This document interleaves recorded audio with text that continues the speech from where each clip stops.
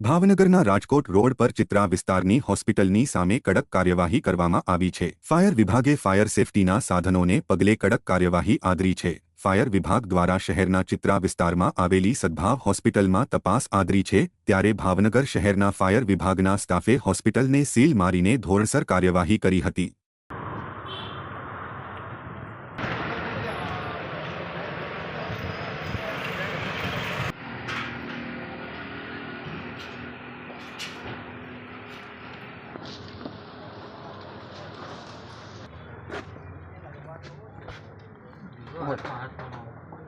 વાસુભાઈ નપી હાલો પેલા જાય કોને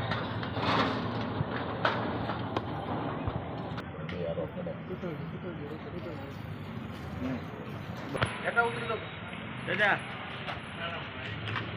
તમે નીચે તો ઉતરી જાઓ।